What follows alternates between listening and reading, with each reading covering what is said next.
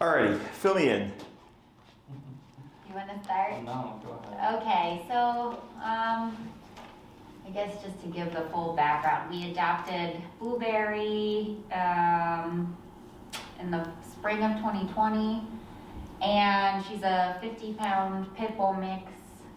She came from New Leash on Life. I don't know if you're familiar with that shelter, but basically they're a direct foster to adopt program, so they like pull dogs out of animal control and put them in a foster home and then adopt them from there.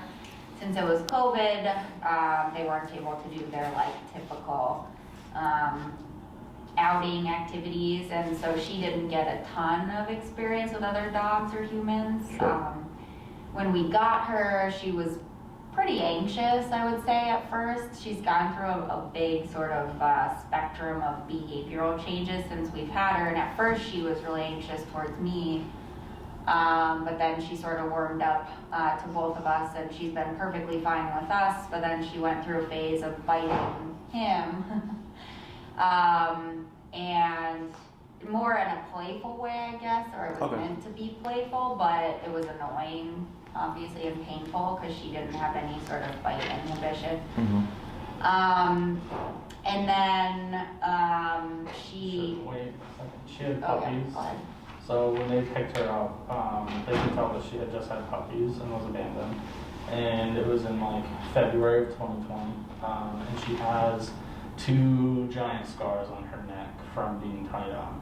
So we don't really know her backstory outside of she had just had puppies, was abandoned, has these scars on her neck. So just kind of like set the stage from the beginning.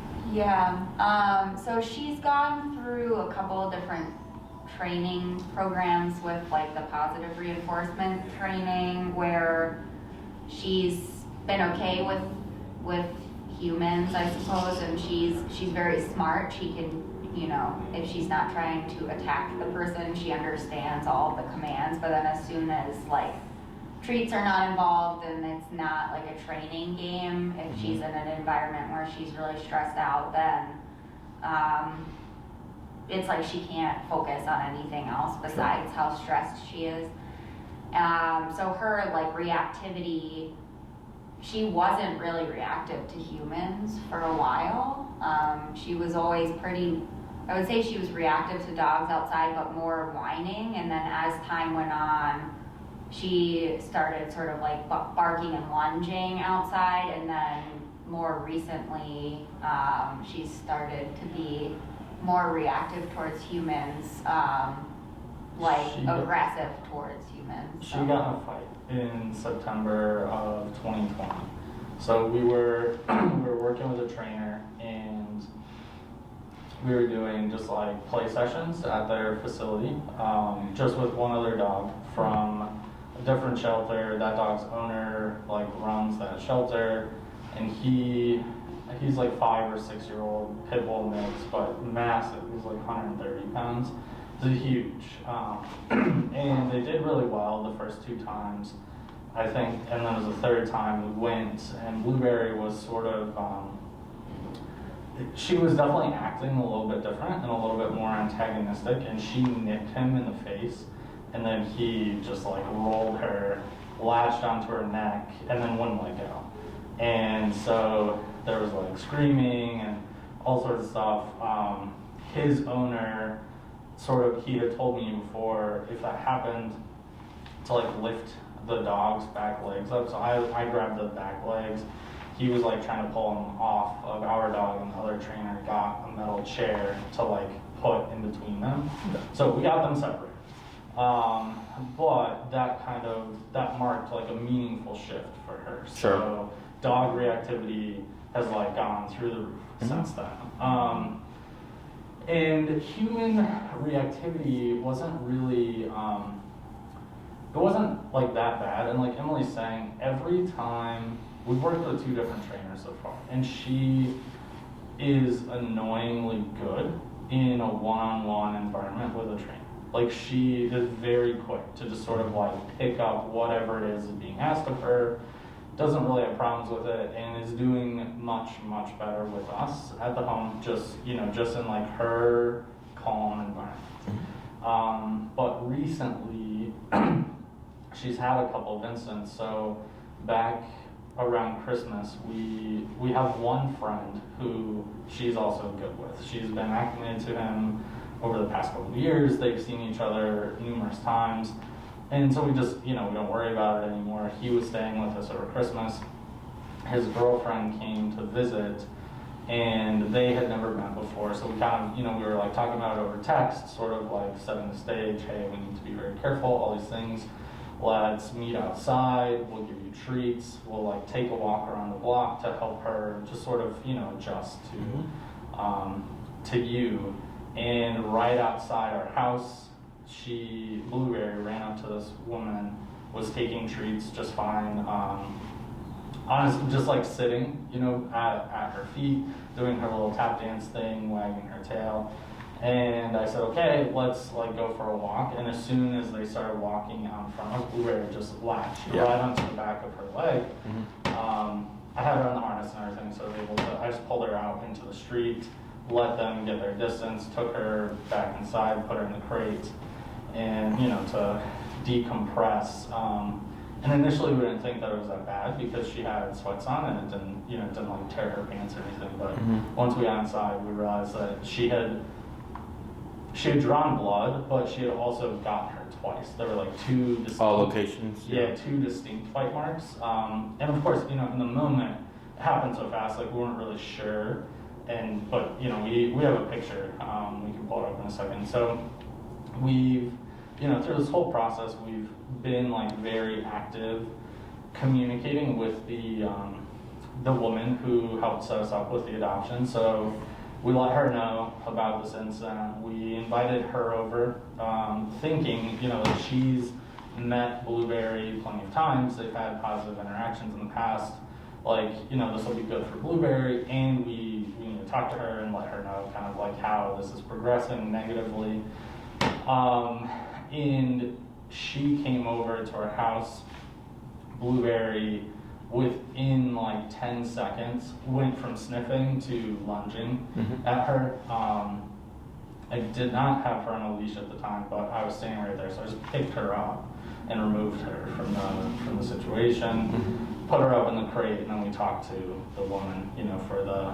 She was okay? She didn't make contact? She didn't make as good of contact in that situation. So we talked to her for a while and sort of like recounted the whole history, which as we went through it, there are like numerous events over the course of time where she has like nipped a human. It started with me, obviously, in our house. She has gotten Emily's dad a couple of times when her parents have come to stay. But she's at a spot now where we felt a lot more comfortable with her around Emily's parents. So it's like, it's been improving. But the incident with our friend's girlfriend was just like way over the top concerning. We're like, okay, this is a very serious problem. So the shelter, the adoption woman went back to her board to kind of discuss, because they have their protocols and everything. They had a Zoom call with us where we didn't let them like get to their conclusion necessarily, but it did seem pretty obvious that they were going to suggest that it's just like euthanasia. Yeah. It's like at the point where she poses too much of a risk to us, to society, all those things, and we've already done so much for her to sort of give her like a good 2 years in the meantime. So we cut them off, and we're just like, this is like, we appreciate all of your support, but we're not ready to give up on her. We're not at that stage personally, and then we reached back out to you. Okay. When was that incident with the friend where you got on the back? It was the week right after Christmas. Oh, okay, so like a month ago or so. Yeah. Okay. You want to see the picture? No, it's fine. Was there actual punctures, or was it just like a bruising? Well, I'll show you. Sure.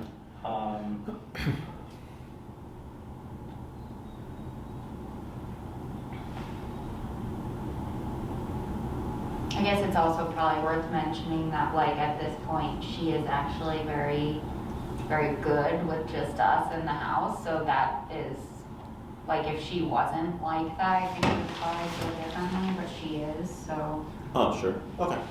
So she, her teeth are like really jacked up, and so they're like little solid. So I have, like even just playing with her, I always get marks and stuff on my arm. Sure. So you know when I look at this, it's the first bite is very much like a scrape across the back, but the second one kind of up here where it has the two dots. That was like more concerning to us of like, oh, did she actually like get in the skin? Sure. So. Okay. And that's the most of your bites she's had? Yes. Okay. In total, over the course of 2 years, how many would you say you would consider either bite attempts or bites? Are there 20, 10? 10 to 20. 10 to 20. Like okay. after we went through with Holly. Yeah, I don't know. Okay. And she does really, really bad at the vet. Like I would assume so. It's like it's so bad. Yeah, it's terrible. Like you know, we muzzle her, and like I had said in the email to Maria, we're at the point where I mean like. I could put her down on her back and like pry her mouth open and dig around in her teeth and she's fine. You know, she's had ear infections. She's completely cool with me doing whatever. Yeah.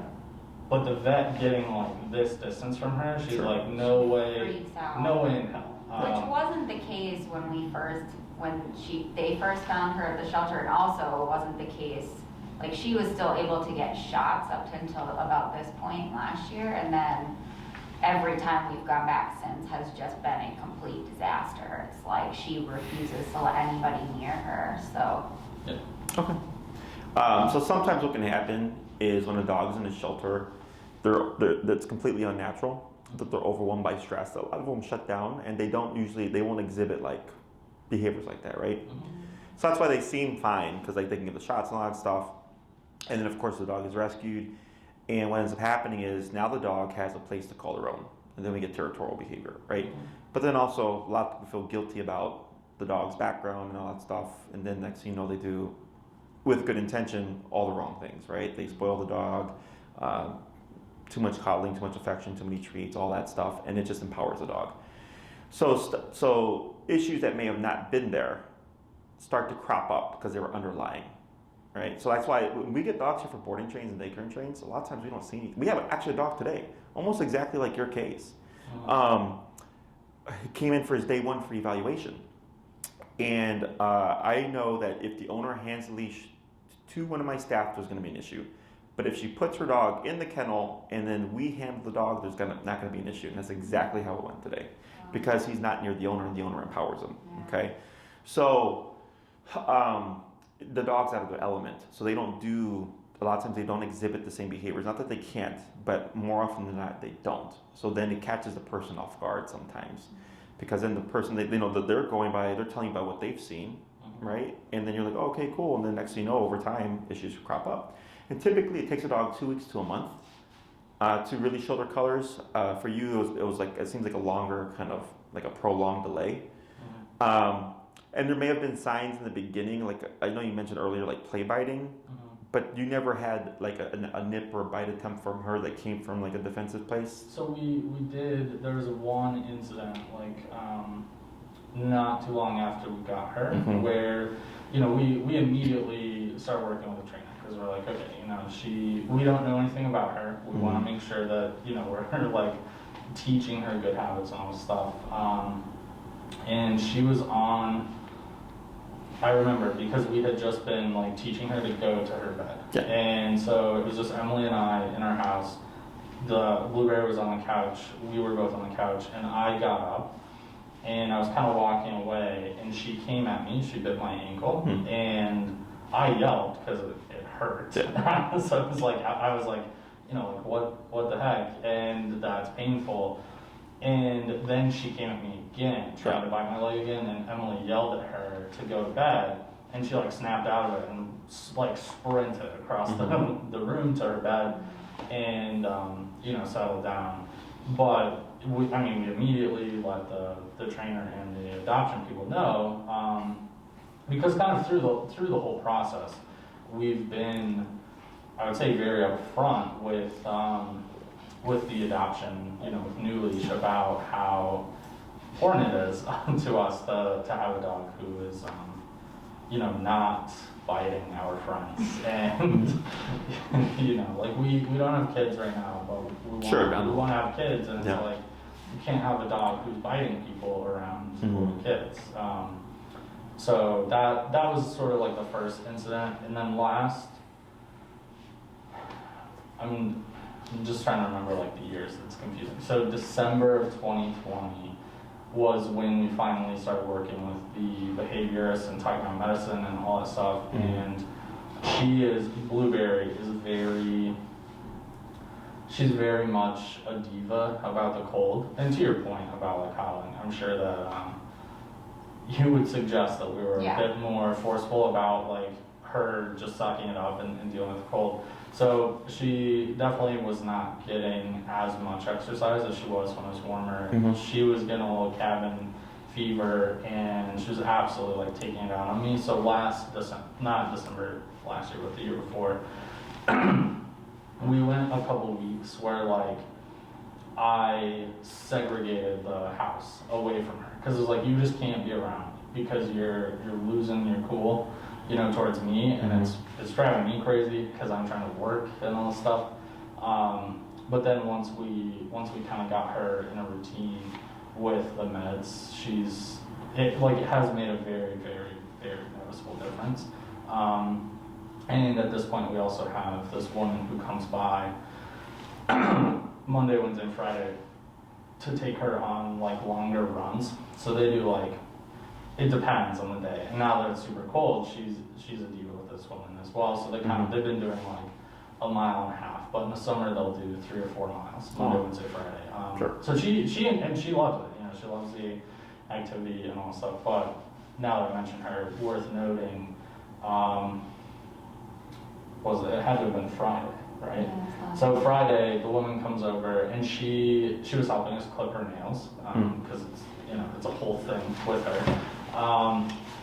And Blueberry was, at least in this case, she was exhibiting signs of discomfort and sort of like, looking at this woman. So I was kind of holding her. I have this like suction cup pad that we put peanut butter on. That's on the floor. So I'm like redirecting her, and this woman's, kind of trying to grab her paw.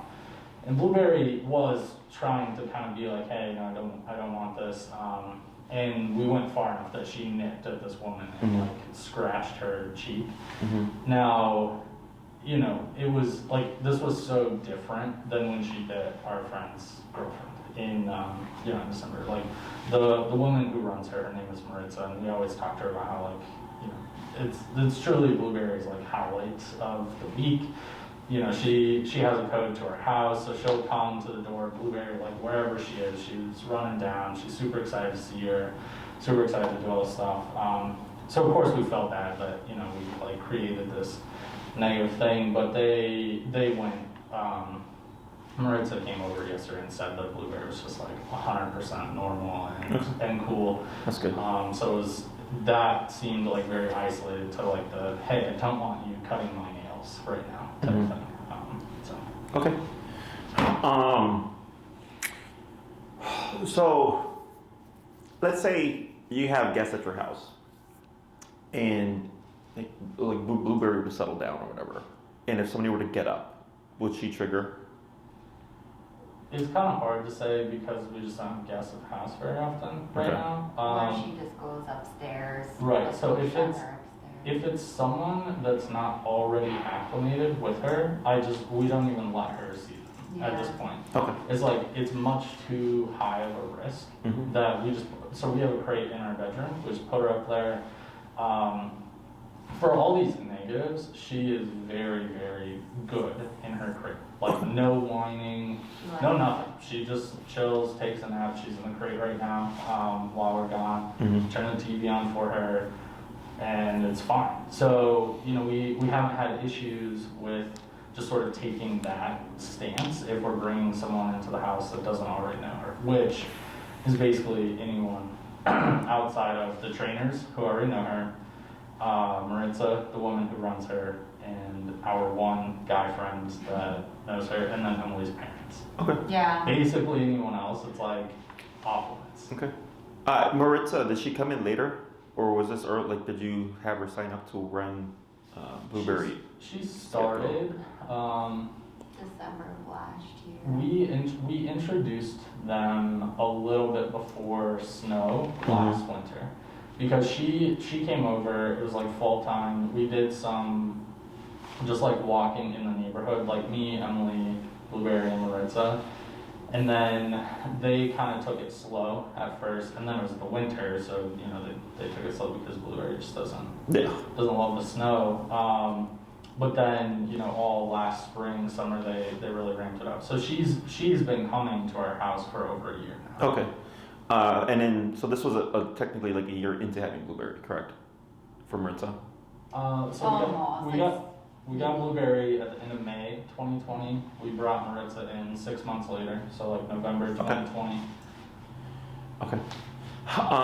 Because a lot of times, like these cases where the dog is adopted or whatever, anybody they meet within that first month or so tends to be in the clear. Any dogs as well. So if there's any kind of flip, typically it's anybody after that time frame. So that's what I'm trying to get a feel on. Yeah. So Holly is the woman from New Leash who has been working with us on the adoption. Holly met Blueberry very early on, right? And she has behaved like Blueberry has treated her like she was in the circle until this, a couple weeks ago when Holly came over. And that was the first time Holly had come over, correct? No, she's been to our house multiple times. But prior to that incident. Okay. It was the first time that she came by herself though, so typically she comes with the foster family who had Blueberry for like 3 months, and they've like babysat her in the past, like when we go away for weekends, so I don't know that she ever felt as close to Holly as to the others, and if she had come with the others, maybe she would have like recognized the whole situation, but by herself, I guess, no, she's never been to our house by herself. Okay. Because what can happen is, so like I'll get dogs that don't like people, but if that person has a dog and that dog is dog social, they don't care about people. So it puts them in a different mindset. Does that make sense? So that makes sense in that regard. If like you're like, yeah, usually she'd come with her foster family, which put her in that kind of social state, and she kind of overlooked Holly, or tolerated or whatever. And then when Holly came by herself, it was off, and that could have been why she triggered then, but not the other times.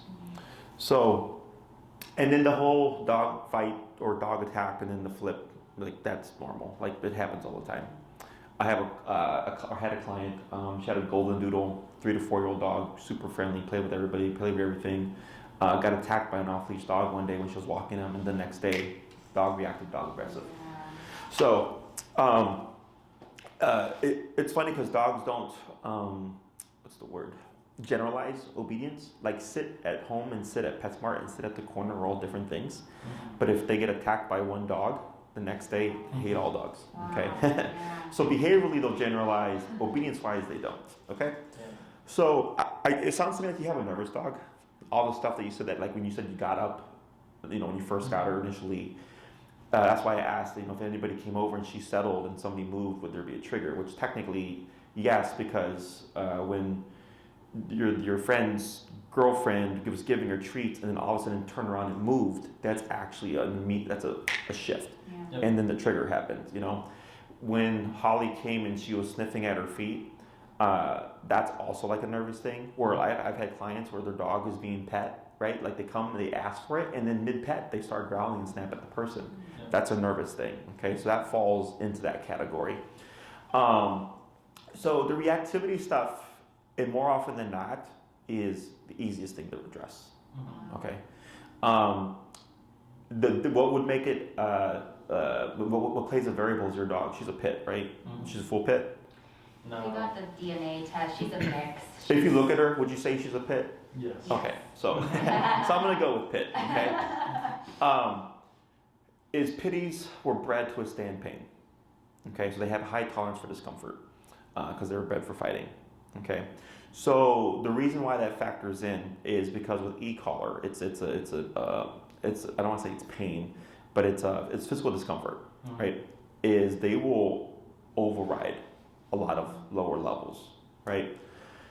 So what we have to do is, are you familiar with e-collar, how it works? I'm familiar with it. Okay, so most people think of it as a shock collar, right? It's not a shock, it's not electricity for one. Shock comes from two places. One, when e-collars first came out, they had like 3 to 5 levels, okay? And the jumps in between each level are intense because you only had 5 levels. Now we have 127. So 5 and 127 are the same. I just happen to have 122 more divisions now, which makes it more fine-tuned. If you've ever been to a chiropractor or physical therapist, it's this machine called a TENS unit, T-E-N-S, and they put these little probes on your muscles and they turn the machine on and it moves your muscles. That's an e-collar, or at least a professional grade e-collar. Okay, so it's a muscle contraction. It's not electricity running through the dog's body.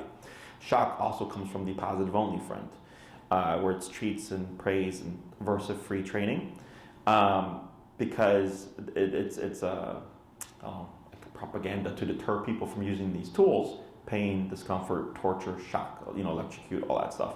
But that's not really what it is if you do your research and look into it. Okay, if e-collar was that bad, I don't think I would be here 12 years later. I built my career solely on training dogs with e-collar. So the reason why it's such an effective tool, for a number of reasons, is one, right off the bat, I get off-leash control. Okay, sometimes shit happens. I had a client who had their first class, which is almost always heel, and between that class and their next class, they were at the park 6 a.m. There was a dog in the neighborhood that was like the dog nemesis, right? And that nemesis walked into the park as they had their dog off leash, 6 a.m., right? So like, we're not expecting that. So their dog catches wind of the other dog, starts the charge, and they're like, we have her e-collar, and they just jacked it up to like 90 or 100, and was able to stop their dog as they were pursuing, but then intercepted the other dog, right? So we hadn't done any kind of recall, nothing. All we did was heel training, right? But from what they had learned from the class, they were able to just address an emergency situation, right? So off the bat, they had that off-leash control. When we deal with our behavioral cases, especially the human ones, is a dog doesn't know where it's coming from. It's a neutral. Okay, it's a neutral aversive. So if I have a dog that's nervous reactive, and you have them on a prong collar, which is the spiky looking one, right? And I were to take your collar and correct the dog, it would only affirm for that dog that they should be nervous of me, because that's why they're growling, right? They're not coming from a bad place. They're saying, you make me nervous, I'm gonna warn you. So if I corrected them, the dog's like, this is exactly why I'm nervous around you, right? So I just made that concrete in the dog's brain. If the owner corrects the dog, which they could, because there's trust there, right? But then the dog goes, why are you correcting me for being nervous of this person I don't know? This doesn't make sense, right? E-collar, we don't have that. The dog don't know where it's coming from. I can press the button, you can press the button, you can press the button, the dog doesn't know where it's coming from. It's a neutral. So what happens is, if she's flipping out and we correct her with the collar, right, she starts to learn, hey, when I behave this way, this negative happens, right? But when I become passive, nothing happens and Jesse's not hurting me.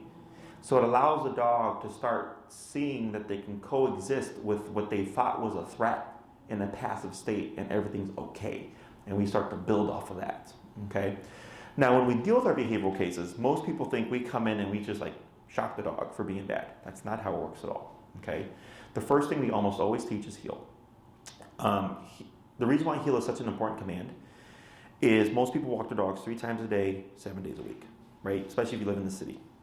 So this is 3 times a day, 7 days a week that you're practicing this structure of heel. Okay, now heel is very specific. It's right shoulder parallel to your left leg with a completely slack leash. Okay, and I don't care where you're walking. I don't care if you're in the middle of PetSmart, her favorite place, past a parade of people, past a parade of dogs. The dog is here and behaving. Okay. So what happens is, in the beginning, the dog needs to learn how to turn off pressure. Okay. So like, let's say you're at a party and it sucks. You don't like it. It's not fun. You're feeling uncomfortable. What can you do?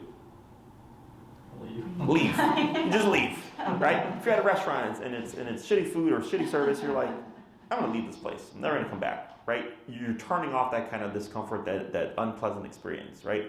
You ever touch a hot stove? Did you keep your hand there? No, you remove that hand, right?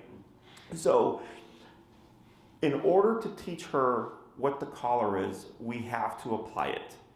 So we use teaching the dog how to walk correctly to apply the pressure in a non-confrontational manner, okay? So then she starts to think, hey, when I feel this, if I go back to mom or dad's side, it turns off. So now she starts to think, if I make certain decisions, I can turn it on, and if I make other decisions, I can turn it off. So now it becomes a line of communication, okay? Have you guys ever had TENS therapy? I have. You yeah. have? Okay. So I'm assuming they started low, and Yeah. then they worked their way up and said, tell us if it's too much. Yeah. And then when it was too much, they dialed it back down. Yeah. It's almost exactly the same way we train. Okay? It's almost the exact same thing. We start low, we work our way up. I've had some highly aggressive dogs here, and I don't come in max power. We always come in as low as possible and work our way up until we find a number that is low enough but high enough that it stops the behavior and pacifies the dog. Because if I just zap them at 100 and the dog's like, bah! Right? It's such a harsh correction, they cannot think through why it happened. So it has to be low enough that they can think, but high enough that it deters them from repeating the behavior. Okay? And we start low, we work our way up. I help you find all that stuff. And what that does is it gives us ranges. And you start to learn, like, hey, when we're walking with Blueberry outside, her number is between 25 to 35, and she's great when there's nothing around. But then when we see construction workers or whatever these triggers are, our number bumps up to 50 because now she's going under stress. But e-collar, you can adjust to her at the turn of a dial. It's very simple. Okay, the problem I have with like positive only stuff is one, it's dogs don't give each other treats for things. If Blueberry did something to another, that socialization. She nipped, you said, right, at the owner's dog? She started. Yeah, she Yeah. started it. And that dog gave physicality back, right? The dog didn't reward her for not nipping at him. The dog just bit her when she nipped at him to teach that lesson. That's dog, okay? They use physicality to establish rules, whether or not they know each other. You know, if you go to a dog park, and maybe you've seen this with friends' dogs or something, there could be the first time that dog is there and they do something out of line to another dog, that dog immediately corrects them. You know, there is no like with humans, if I go to the store and I see a kid acting a fool and I'm like, man, somebody needs to spank that kid, I don't spank the kid, right? That's for the owner, it's not the owner, the parent. Dogs aren't like that. Dogs are like, you get out of line with me, I'm gonna set this boundary, regardless if I know you or not, right? So, with e-collar, I like to think of it as a bite on a button. And it's all about how you teach it. It can absolutely be misused and taught as a punisher, and it can be applied as a punisher. But the first thing we want the dog to know it as is a communicator. So when I do have to apply it to correct certain things, even if I am high up on the collar, the dog understands why. Okay? So with the heel, non-confrontational, it helps address reactivity, which if we don't address reactivity, I don't want to move to the next step of socialization. We have to get reactivity down before we can move towards like pet my dog, right? So that becomes our feedback. So the first class, we cover the heel stuff. I give you your homework and I tell you rinse and repeat. You come back a week later. How are we doing? We feel like we've made 60% progress. I go, beautiful. That's 60% done. What's the last 40%? Oh, you know, we turned around the corner and there was a person there and we just got caught off guard. I go, that makes sense because it was sudden. That happens. We'll work on that. Or it's like, you know, a dog became reactive to her. She was fine with any other dog, but if a dog lunged and barked at her, she would trigger. I go, okay, cool. Now we know that context. And we start to tweak things from there. So class 2 is review, give you some answers, work on the second half of heel, come back for class 3. How are we doing? Oh, we're like 90, 95% better. Great. Where did you see the reactivity? And it's probably going to be things that are like sudden, other dogs being reactive, a dog behind a fence caught you off guard, you know, things like that. That's usually how that progresses. So then that's something that is handled over time because you cannot set up for someone to surprise you around the corner. But I give you insight on how to address that stuff preemptively. So should you get caught off guard, you're already a step ahead. Okay. By the third class, if it's all the reactivity stuff is done, now we start putting pressure on Blueberry, and I'm going to come in and touch her. Okay, with no treats, nothing like that to distract the brain. It's just her and me approaching her. And I have a 60-pound bite suit. I have bite sleeves. We have a bunch of stuff that we use to work through these things. Okay, so one of the things that most trainers fall short on is they're only addressing the symptoms. They're not addressing the root cause, right? So like yesterday, the client that I had whose dog was here earlier, is a nervous dog, very much similar to your case. Okay, we did the first 2 classes on heel. After the first week, she was still struggling with reactivity, and then after I got feedback from her, she was operating at 15, and I knew the dog's number was 40. So I told her, from now on, you're walking your dog at 40. She came back class 2. She was like, Jesse, it's like fucking night and day. And I said, yes, because you're operating too low, right? So now we started putting pressure on the dog socially, where I went to make contact with him, and then I saw the real Cujo, okay? And I said, that's fine. This is just part of the process. We have to go to 75 before he finally stopped trying to attack me and would hold and would let me pet him without any kind of, he would growl, which we ignored, but I was getting him used to, look, I can touch you, you're not being hurt, but if you act a fool, the collar's gonna go off. So now the dog has to make decisions, okay? And we're gonna build on that. So your blueberry is probably gonna look similar. I get some cases, I mean, if you go to you may have seen it, if you go to my website, on the first homepage, there's a picture of a pit smiling in the sun. Have you seen that video? Mm-hmm. That's Lake, okay? So I think within that first session, I was already making contact with her. I was already petting her, she didn't do a thing, right? We also get cases like that too. I don't know how it's gonna play out, but heel has to happen first, much like it did with Lake, and then we do the touch stuff, okay? So it's just a gradual process. If we don't do that, she doesn't overcome that. Does that make sense? Because for whatever reason, through nervousness, she's perceiving threat at some point, and that's what's causing the trigger. So she needs to trigger, be corrected for it, and learn, choose another option. So we have 4 options for stress or things that we don't like: fight, flight, avoid, and submission. Most dogs are within the fight, the flight response, right? If we're dealing with a reactive dog, if they're on leash, flight is removed because we're tethered to the owner. That only leaves fight response, which is why they're being reactive. And I get clients that say, off leash, my dog is social, on leash, my dog is reactive. I go, yeah, because you're removing flight response. When your dog's off leash, if they need to run, they can take off. That's why they don't become reactive. So if the dog can't run, if we start correcting reactivity, that opens up avoidance and submission. Okay? So avoidance is, she sees something she doesn't like, instead of trying to be reactive to it, she looks away. And she ignores that it's not there, or ignores that it's there. So it's like going to the store and seeing someone you don't want to talk to and you go down a different aisle. That's avoidance behavior.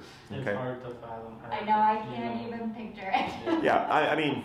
To give you like some examples, one of the things, when we first got her, right away, they were like, your guys' neighborhood is, we're not too far from here, so it's kind of quiet, but we're still in the city. It's busy. There's people, there's cars, there's dogs. So they were like, just sit with her out on the front step. And so we do that, right? And she's like laser on anything. Like I know a dog's coming because I can see her notice, and then I'm like, oh, there's a dog coming, right? And it's like, as they go, she's like, and so now, we have windows in front of the house, and we've been shutting the curtains, but if they're ever open, and I'm not keeping super close eye on her, I'll hear her see a dog, go pee in her spot, just loses it. Yeah. Right? And our windows all scratched, like all stuff, and so it's like she's hyper focused on everything in her environment. There's no like look away, avoid. It's always like it would be so great. So the problem with that approach, and I understand the theory behind it, is you're trying to desensitize your dog. You've seen so many people and dogs like they're not a threat, right? But if there's nothing to break the laser focus, you're just reinforcing laser focus. That's the problem with it, okay? And she has to make the decision to not look. That's the most important part. You can redirect her with a treat, right? But that's not her making the decision. That's you redirecting her, okay? With e-collar, yes, we're manipulating the dog through pressure, but she thinks she makes the decision. So if she's staring at a dog and I'm remoting her and I'm bumping up on the collar until I reach a range where she's like, hey, this is getting kind of sucky, right? And she turns away from the dog and that pressure turns off. And she's like, what, that's weird. And she turns back and I remote her again, she turns away and she's like, oh. She's like, boom. Oh. What happens if I just choose not to look at the dog? Nothing. Yeah. But she thinks she's making the decision because remember, she doesn't know where that e-collar is coming from, okay? And it's hard for people to understand, how does discomfort or pain, or however you want to think about it, get a dog to change behaviorally. I'm like, because it's the way that humans think about that physicality. Okay, dogs bite each other. It's not wrong to them. That's what they do. This is a dog bite. This is 10 stitches. Okay, this is a dog that didn't want to go in the kennel. That's all it was. It's a Great Dane. Okay, he's a Great Dane. He came here for his first day of a board and train. Big dope, destroyed his family's home. Literally chewed up everything. Never been in the kennel in his life. And our training went great. Everything was fine. And then I was just trying to see, is he going to fit in the kennel? Because I hadn't had a dog that big before. And he's like, never been in the crate before. So he flipped out, jumped up, and bit me because he didn't want to go in the crate. Right? So a very harsh correction to me for something he didn't want to do. Mm-hmm. And he still comes for daycare. He still comes for boarding. He's a big goof. He's a dope. I handle him. I take him up the potty. He sees me. He wags his tail. We have no, there's no tension between us because he wasn't coming from a bad place. Right? So that's why I remember when I talked to the owners, they're like, "Are you going to sue us?" I'm like, "I'm not going to sue you. I'm like, this is part of my job. It's like a cop not wanting to get shot. Like at some point it's going to happen." Right? But I hope not. yeah, I don't want to get shot either, but it's part of the job description. But for me, like I have a scar here, I have a bite here from a Rottweiler, I got this scar here, and I got 2 more, right? But I don't have anything against the dog because I know where he was coming from. He gave me a physical correction for something he didn't want to do, right? So the food stuff is great whenever you want to reinforce something. It's great for puppies when we're shaping and luring behaviors and stuff like that. But when it comes to behavioral things, nothing is making her make a decision to not to do something. You're only rewarding the stuff you like, but you're never saying, but that's not an option. And that's where it falls short. Yeah. Okay. Plus, when you go outside, if there's too many, like you said, the stress levels are too high or something, right? Sounds like if you're in a burning building, you're not trying to grab a brownie. You're just trying to get the fuck out. So that's where she's gotten to, right? Where like the treats aren't big enough for her to avoid. Correct. Or choose to not. And same thing with reward, right? Like let's say she has high prey drive and she sees a squirrel and you're trying to train her around the squirrel. And she's like, no, that squirrel is more fun. Your treat loses value there too. So that's where tools like prong and e-collar come into play. Okay, it's just how people think and perceive them, or how they think how it's going to be applied, that causes the aversion to that stuff. Is this all making sense? Mm-hmm. So in your case, the way I'd approach it, okay, is first 2 classes are heel, as I said. By the 3rd class, I'm putting physical pressure on Blueberry and seeing what did heel resolve. Is she taking the pressure and she's a little bit grumbly? Right, great. We can start building on that. Is she going to be reactive like the dog I saw yesterday and try to bite me? It's okay, we correct that. And then hopefully after a couple of classes, we get to the point where I can approach her and then she holds. And then we can move to the next step, which would be like, okay, now we're going to apply this to other people if you want, okay? Once that's covered, the reactivity stuff, I'm not worried about. The only thing that could be an issue is pitties can be, as I said, tough. That sometimes shutting down a reactive pitty is harder than any other dog. Okay, a reactive German Shepherd versus a reactive pitty are 2 different animals. Okay, but if everything's progressing nicely, I'm not worried about reactivity. How do we get her to warm up to people is the hardest part. Okay, so we would jump into that by class 3. Muzzle, of course, is going to be a big factor when you're trying to do that exercise with others. I cannot guarantee I can make your dog social. What I can do is give you control so that you can live your life with your dog and not be on pins and needles. Okay, you can walk your dog. Let's say when people come over, she's like, I don't like when people are over, but because the more you lock her away, which I understand why, you're actually making her more antisocial. Mm-hmm. In order to make her social, we have to start integrating the dog into social context. So like the client I saw yesterday is going to see her family this weekend, and she's like, is it okay if I brought Murphy? And I said, yes, just keep him at your side. You're at the edge, everybody's over here, they behave normally, and if he's reactive, you already know how to stop it. So now you're teaching him you're not going to be reactive when we're hanging out with the family. So then he has to learn another way of being when he's with the family, and that's be in a relaxed state. Okay? So so we have stationary control, which is you're going to go here, not like your bed command, right? But it would be, I don't care who's here.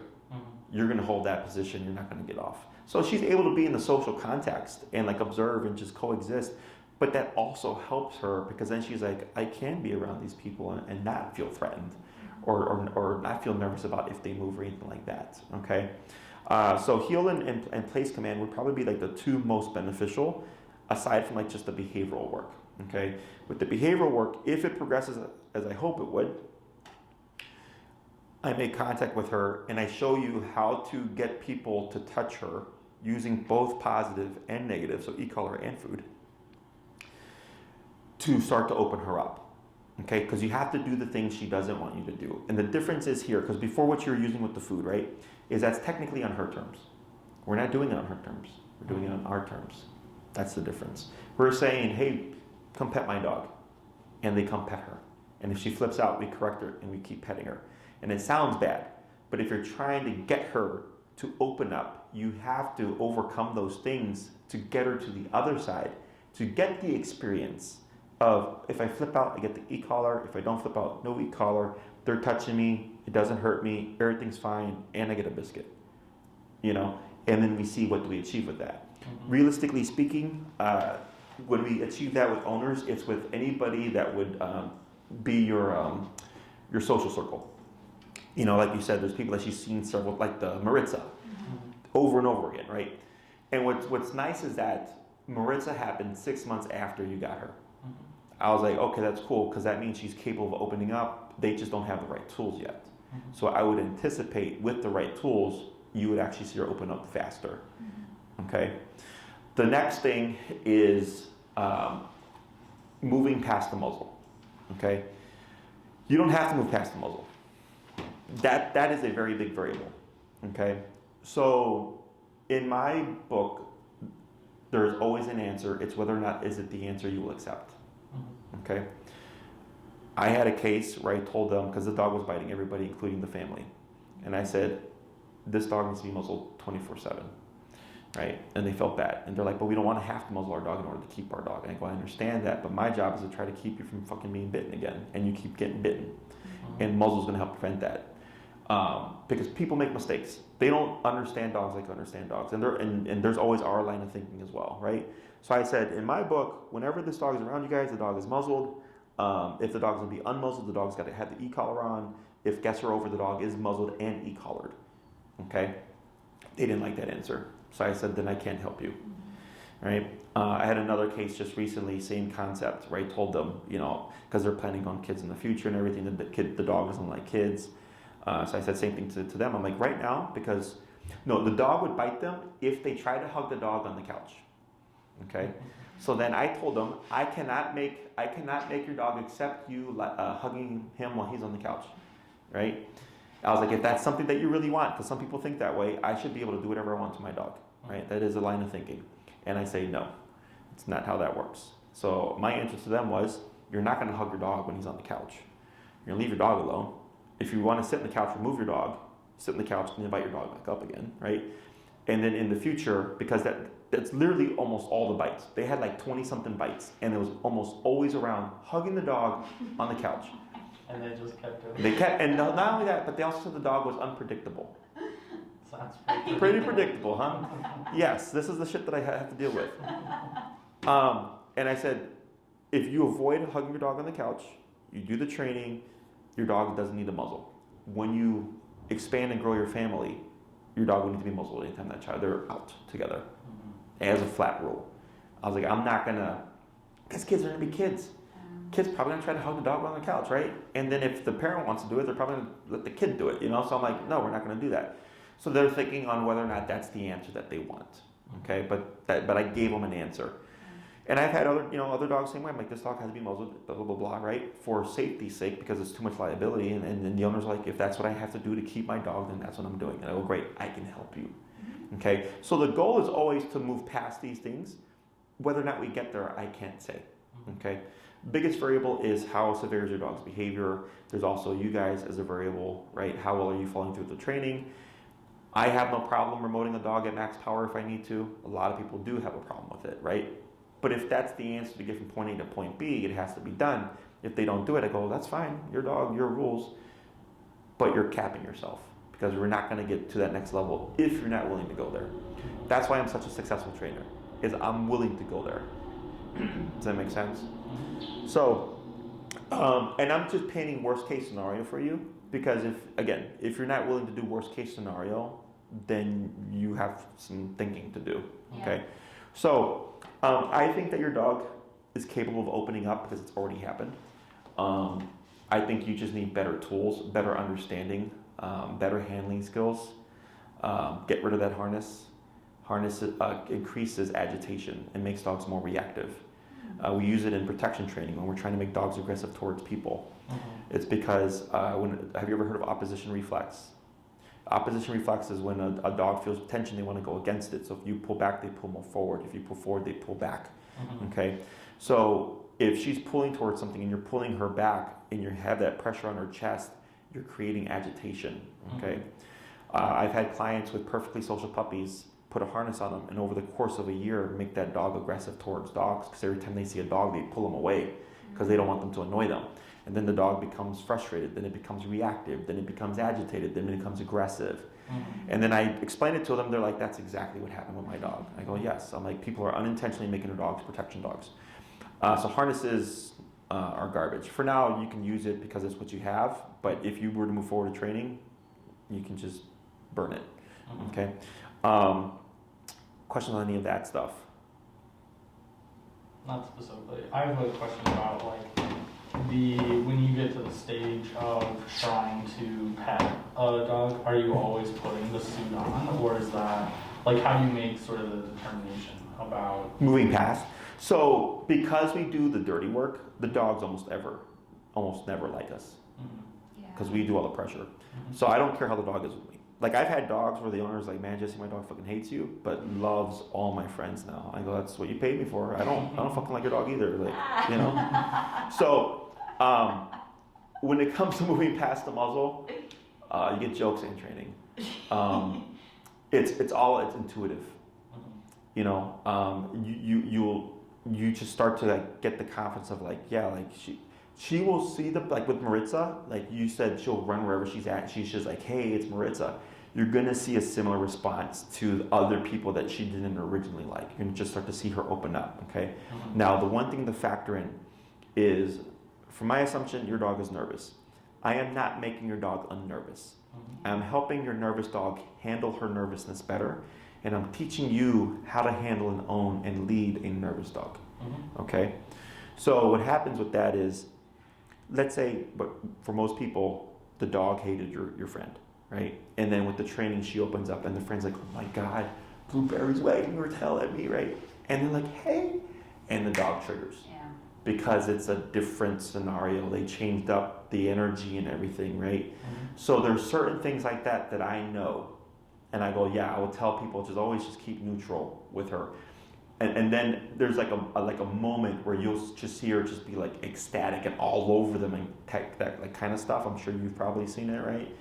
Where I would go, that's when I would expect the dog would then be comfortable with me kind of reciprocating that same kind of energy. Does that make sense? So for a dog, it's yes, we're doing it on our terms, but you'll see her make that first step. And then when she's made that first step, I can reciprocate with the similar step. Does that make sense? But if the dog's not giving me this craziness and licking and all that stuff, I don't want to do the baby talk and go down to her level because that's the equivalent to them. Okay? That's what we've done with my parents as well, is basically now every time she sees them, it's don't do anything to her. Yeah, just be neutral. Just don't do anything. And she'll go over to them now and sit with them, and she wants them to pet her, but until that, don't touch her, don't look at her. So, because it's still technically on her terms. Yes. That's why, right? So when we do it this way, it's going to start to balance everything out a bit more, okay? So in terms of... Jesse, real quick, to my question though, prior, I'm just trying to understand. Oh, us with the suit and stuff? Yeah, the suit, and are you expecting that we would be muzzling her to come and see you? She's muzzled, we're practicing heels. She's muzzled when you're trying to touch her, or she's never muzzled around you. I'm just trying to understand. It depends on the dog. Okay. Whenever the dog's unmuzzled, we're almost always with the suit on, unless it's a dog that's 20 pounds or whatever. Then it's I'm not worried about that, right? So it depends on what we're working on. We might do yesterday with Murphy, because she's got a good owner in the sense that she's doing when I tell her go to 40, she went to 40. She didn't argue with me. Is her handling skills aren't quite there. So I had her muzzle him when I did the touch exercise stuff because I wasn't too sure on her handling skills. And he's like a 30-pound dog, so I'm like, well, I don't want to put the bites for a 30-pound dog. But next class or two, we're most likely moving to no muzzle because she's already got the foundation down. So I can't give you a concrete answer because you're a big factor in how that stuff. This is fine. This is plenty of an answer. Yeah, I just kind of wanted some framework of expectation on how you think about it. So Yeah. So, because the reason why we have to do no muzzle at some point is I get dogs that act like Cujo, and then when you go to touch them, they don't do a thing. They literally just sit down and shut up. But and I've had clients I've had 5 trainers tell me my dog was aggressive. I'm like, your dog's not aggressive. Your dog's just bluffing. But I know that because I made contact with the dog. Yeah. So it's kind of like with people too. Like someone will be talking a lot of shit, and all of a sudden someone confronts them, and they just shut up. It's like the whole you can talk, can you walk the walk? Yeah. It's the same exact thing here. Blueberry is the opposite. Just so you know, in a lot of senses, like when she, I actually don't know that I've ever heard her growl. Like there's not growling, there's not snarling, there's barking, of course, like through the window, she's shouting. Sure. It's like, oh, you're big and tough behind your window. Yeah. Right, but like her incidents of biting were not preceded by growling. And I've been growled and snarled at by other dogs, so it's like, she doesn't do that. Yeah, that's not her style. She goes very quick from like, hey, you're freaking me out to I'm biting you. Yeah. And yeah, we agree she's very nervous. She is on meds. I don't know if that was in M's thing. Yeah, she mentioned it earlier. The meds thing is personal preference. I don't tell people what to do when it comes to that. I let them do that on their own. In my opinion, they don't do anything. I mean, I'm sure, like you said, they've helped inside. They've like teamed her down a bit, right? It's dramatic. Like in terms of her in our house with me throughout the day is very meaningful. So like a couple of weeks ago, I forgot to give her her meds at 8 a.m. So it's like 1 p.m. and I'm sitting there like, what the hell is going on? You're going nuts right now. Like you're being a very different person, dog, and I gave her the meds and she was much more normal. And it's not to say that she's like subdued. We've given her trazodone for the vet where she's just like, glazed eyes. Yeah. She's not like that. We give her, fluoxetine and clonidine. She's still playful. Like, I play with her throughout the day with her toys and stuff. She's still playful. It's just when that day specifically, when she didn't have them, it was just like her neediness was jacked up to the extreme. I'm like working and she's like clawing at me. She's just like the whole thing. She couldn't just like go relax on her own. So it is noticeable for us just in terms of our history with her of like meds versus no meds. Sure. That's personal preference. I get clients that take their dogs off of it and the dog's fine. I get other clients that are paranoid about taking their dog off of it because they're afraid of the regression, So I just leave it up to the people. In my opinion, it doesn't, because like the neediness and stuff, I hear it and I'm like, I would just correct that behavior. Like another dog would correct her. They would just bite her and say, hey, stop being so needy. Dogs don't medicate each other. Yep. So that's how I think about it. Yeah. And we have a dog here who takes meds as well. And I'm like, sure. I'm like, if that's what you want to do. I had one of my craziest cases was on fluoxetine, trazodone, and gabapentin, and still trying to attack everybody. Yeah. So I've seen some crazy stuff, and the owner weaned him off all of that stuff. Really? Yeah. And I remember we had our first class, and then between the first class and the second class, you have to go to the vet to get him updated on the shots and everything. And it was the first time they didn't have to drug him. Yeah. And and it's not every case. I get other cases where they do the training dog, looks great with everything, but they still hate the vet. Yeah. So, and I have stuff to help with that as well. Okay. Good. Thank you. The only issue is your vet is not there to help you train your dog. Is that they typically want to just get shit done, right? So that's what works against you, and I understand it from their point of view.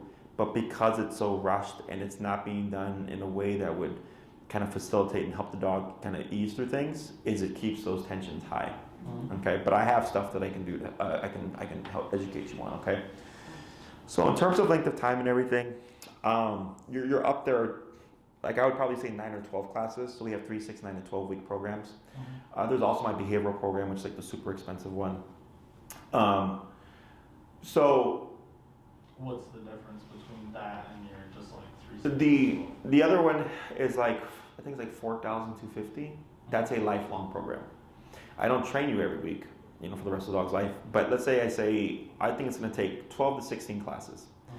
And I get it resolved by the 12 to 14th class. We're like, holy crap, this is a different dog. I go, great, my job here is done, right? But if something came up a year later, 2 years later, you would call me up and say, hey, Jesse, something happened, and our dog regressed a bit and we can't get her back to stability. I go, fine. I show up, assess things. Okay, I think it's going to be 3 classes. We have the 3 classes. We all good? Great. Let me know if you need something else. But you don't pay for that. It's inclusive with the program. So like I have a client who did the behavior program, and then 2 years later, they had a baby. And I came back in to help because we hadn't done that. But I told them, like, with your program, I'll make sure to cover all that because they told me ahead of time. Because it only covers stuff that I know about. So if something new crops up, I'm like, well, that's technically a new thing. But if they only use X amount of classes, well, I'm like, well, you paid me $4,000 and you only used 12 classes. Yeah, sure, it's not a problem. I'll fix this, right? But I've had other clients where we're going into like 20s range, in terms of to get things resolved. So that one, you're more so paying for a result than you are for my time. Does that make sense? So if we come to class 16 and I'm like, I think you need 2 more, we schedule the next 2. And then if I go, okay, I think we're as far as we're gonna get, and then now it's just rinse and repeat, and because everything's all about time, then I would cap it there. And then if you were to need me to come back, you would just let us know and you schedule that. If you do like a 6-week or a 9-week program, whatever, you're paying for a set amount of time. Okay, so if you pay for 9 weeks, you're getting 9 hours of my time, and we do an hour each week, right? So come the end of the 9th class, if it's like, if you feel like you need more, if I'm like, I think you need 2 more, which almost never happens, I would say, okay, then you would purchase however more you think you want, but we don't prorate rates. So let's say I told you, you have to do 12, right? And then you decided to do 9. And then you're like, oh shit, Jesse was right, we need 12. If you buy an additional 3, you're paying for the cost of 3. We're not prorating the difference between 9 and 12. Does that make sense? Not necessarily, but like, do you have? I mean, I haven't looked at your prices. Like, just tell me your prices for 3, 6, 9, and 12. 6 is 1,000. 9, I believe, is 1,375. Okay, so because you're discounting different packages. Correct. Now I understand what you're saying. Correct. So if you want the discount, if you commit up front, we go great, because it makes my calendar a lot easier for Maria to handle. Of course, I completely get it. Yeah. So some people do 6 and another 6, so then they're paying 2,000 instead of paying 1,750. Yeah. So I mean, I don't care. I'll take more money, but Yeah. I would put you at minimum at a 9-week range. 2 on heel. 3rd class, we're jumping into social pressure. Okay. Depending on how that goes, kind of depends, kind of facilitates what's going to move after that, right? So let's say it goes really well and it's smooth. Okay. The 4th class, I would show you how to build on that and start socializing her with others, okay, in a very controlled fashion. 5th class, we'd cover stationary work, just in case there's people she doesn't vibe with, okay, which is going to happen, which still leaves us 6, 7, 8, and 9, okay? So at that point, it's really play it by ear. But it's giving me enough of a window that if the touch aspect is too difficult, we have technically 7 classes to work on that stuff. Does that make sense? Because I'm targeting the stuff that I know that's going to benefit you the most. I'm not going to teach stuff that's not going to be useful, okay? If everything is going well, and you're like, hey, Jesse, behaviorally she's doing well, like we're starting to see different responses from her, she's starting to open up and stuff like that, I go, great, keep doing what you're doing. And you have a couple of options. You can decide, you know what, we're going to pause our training, we're going to do everything that we've learned, and we're going to rinse and repeat, okay? And then, let's say you hit a plateau, and you want to have another class to see if we can push that behavior further, you can do that. Or let's say you get to a level where like we think this is as far as we're going to get, but we're really happy with what we've achieved. What else can we do? Then I would just help you advance her obedience, which would give you more control over her and allow you to do more things with her, like let her run off at leash or whatever at a park or play ball. So then you have like we would cover recall, which is bring your dog back. But you would determine that, right? So it's kind of like we have the classes, and then we see how things play out, and if things play out really well, then we need time for a bit just to make sure everything's progressing nicely and then decide what to do from there. Okay? So like the client I had just before you, she's doing 12 classes. Today was her 8th class, and she's gonna stop right now, and then she's gonna just take everything she's learned to advance her dog's obedience as far as she can. And then 9 through 12 is gonna be when she feels necessary, so I can help her advance to the level that she wants. Okay.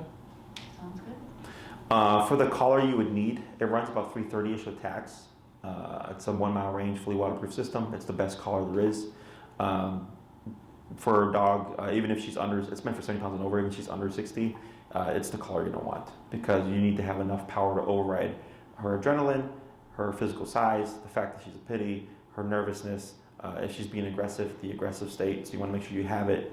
So it's not to say that we'll need all the power, but I'd rather have it and not need it than need it and not have it. Well, yeah, to give you context on her adrenaline, she, Oh, last summer, I was out of town, and we didn't crate her. One day Emily went to work, Maritza came over, and she had gotten into Advil in our bedroom. Oh, really? And so Maritza called me and was like, hey, you know, I found that she sent me a picture. She like chewed the top, you know, the child-proof top off, and there were like chunks of Advil. So I Googled it, and it's like, this is a huge problem, you know, kidney failure and all these scary things. So Yeah. Emily leaves work, takes her to the ER.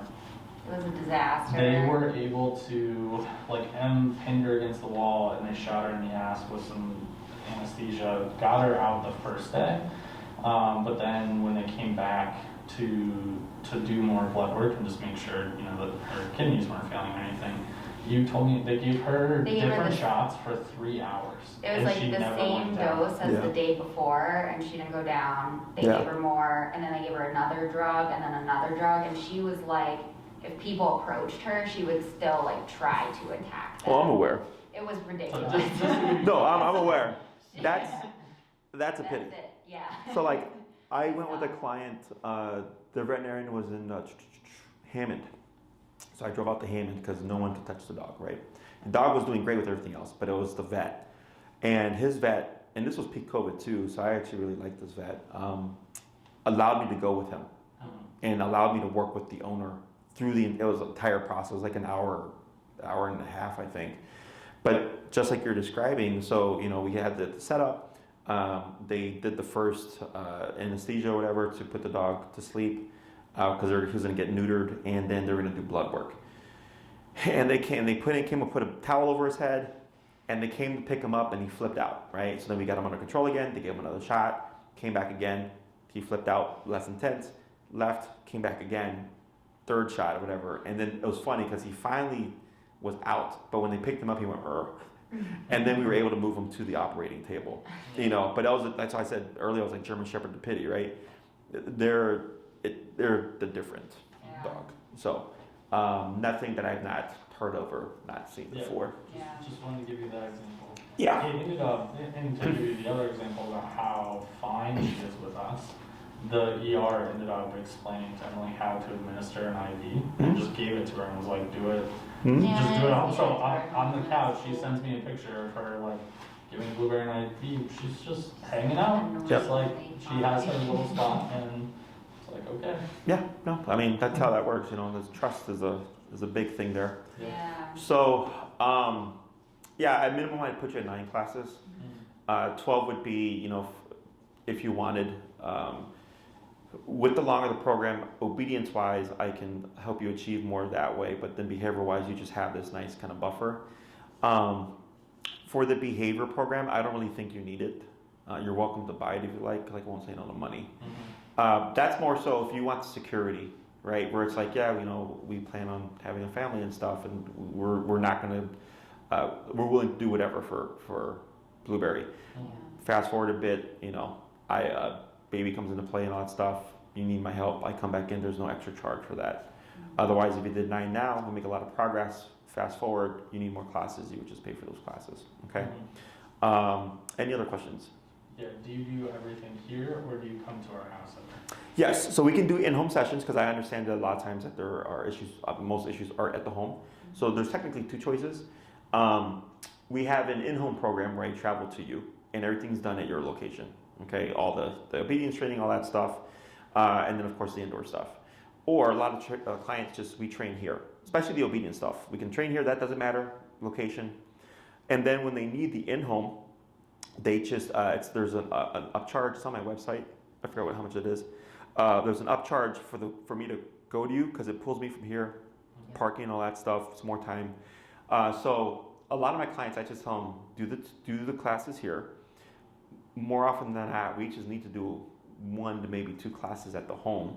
Because once you understand how to do it, it's pretty easy to transfer back to the home. If it doesn't, typically 1 or 2 classes helps just the owner's brain click on like, oh, okay, this is how we're going to apply it. So it's completely up to you. Okay. Final question I have for you about the collars. In your experience, like you were talking worst case scenario, but let's talk more like middle case scenario of the majority of your clients. Do you end up in a spot where the collar is like a necessity in perpetuity, or do the dogs get to a spot where they don't need it? So that's a really good question. It's probably the most common one that I get. Do you guys drive? Do you go on the expressway? Yes. Do you go the speed limit? No. Never. You see a squad car, what happens? I'm sure you would slow down. Yeah. So, do you understand why I bring up that example? So the e-collar, as I like to call it, is a cop on a collar. Most definitely, you'll notice a difference in your dog's behavior with the collar on, right? This is called opportunistic behavior. Everybody does it. It's part of survival instinct. You know, for an animal to hunt a squirrel and find its opportunity to catch that squirrel off guard so they can catch it and eat it, right? So it's nothing good or bad. It's just animal behavior, and including humans. You know, if we can get away with speeding on the expressway because there's no squad car, we do that. But then as soon as you see a squad car, everybody slows down, right? So the way I look at it as, when you need it, you have it. If you're gonna have guests come over, put it on, right? It doesn't say that you're gonna always use it. It's more so the cop is around, right?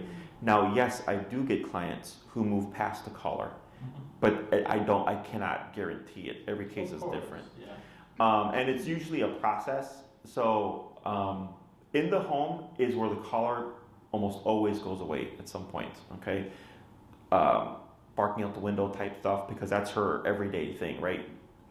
When it comes to, we're gonna have 5 new strangers come over, probably gonna have that collar on, right?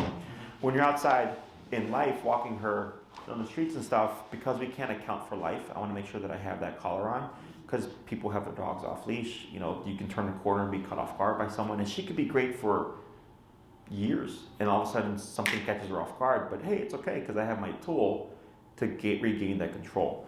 So I would say outside, you would always have it on. If you're gonna take her anywhere that's outside of her norm, I would have it on, especially if there's gonna be other people and stuff. Inside the home, it remains to be seen. I get some clients where it's on the first 15 minutes just to settle the dog down, and then once everything resolves, they take it off and the dog is fine. You know? And I get some clients who are like, no, I like having the collar on when guests come over because it just makes me feel safe that I know I have some means of control over my dog. You know? So that part is just dependent on the owner. But that's why, because without that collar on, she's gonna learn like, oh, I can push things and there's no consequence. I do give I'll help educate you on other ways of correcting her that's not dependent on the collar, but those corrections only apply to like mid to low level tier behaviors. It wouldn't apply to a high tier behavior. It's not enough of a consequence. So what's like a mid to low? Just like jumping up on someone? Yeah. Yeah. Jumping up on someone, barking out the window. Yeah. But like the defensiveness, because remember, that's not her being bad. That's her being nervous. So the e-collar is of consequence enough for her to keep that nervousness in check. Okay. Other questions? Do we just get the collar on Amazon, or? You can get it wherever. Maria will send you a link. We sell them ourselves, or you can get them on Amazon. I don't care where you get them from, but I do care that you get the correct one. Yeah. Okay. Because I get clients that they're like, oh, this one's cheaper. And I'm like, no, there's a reason why I told you to get the one that I recommended. You guys have them. Okay. Other questions? What would be the next steps? Just email Maria. please give her about a 5 to 7 business day turnaround because there's been more consults coming in after you. There's been the people that have already had a consult that are now booking. So once they've locked in their times, and it's like you're the next one in line to lock in your time. So if you want to be ahead of the game a bit, you can email her and say, hey Maria, sign us up. We want 9, blah, blah, blah. And then if you give her your schedule, so this way when she turns around, that's exactly what she's going to ask for. She's going to ask for your schedule. So then she already has that information waiting for her. She'll send you a contract form, read that contract form, fill it out, submit it, and then she'll handle everything from there. How many clients do you work with at a time? 30 to 40. Okay. Yeah, it's a lot. Plus all the other crap that I do here. Mm-hmm. You know, I'm looking to expand into a second location, looking to purchase another location because I'm only here to the end of 22. You know, I got a bunch of, today we had 60 dogs from 40. You know, so it's been just gradual hikes. So now we got to hire on more people. You know, I got to talk to my lawyer about some contract stuff that we're doing because we're thinking about offering a trainer type of program for people that want to become dog trainers. So. Nice.